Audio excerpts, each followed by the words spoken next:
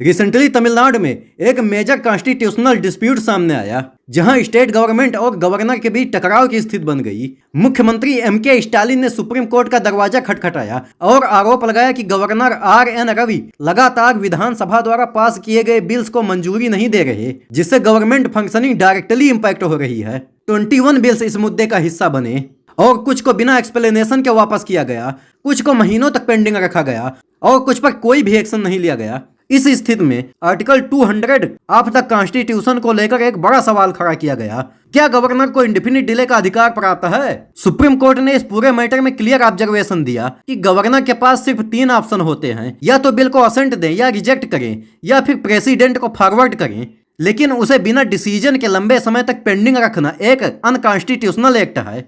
Court ने यह भी कहा कि गवर्नर एक पॉलिटिकल अथॉरिटी नहीं बल्कि एक कॉन्स्टिट्यूशनल हेड होते हैं, जिन्हें गवर्नमेंट की एडवाइस पर एक्ट करना होता है। कोर्ट का यह भी कहना था कि ऐसे बिहेवियर से न सिर्फ गवर्नेंस में डिले होता है, बल्कि ये डेमोक्रेटिक स्ट्रक्चर के फेडरल बैलेंस को भी डिस्टर्ब करता है।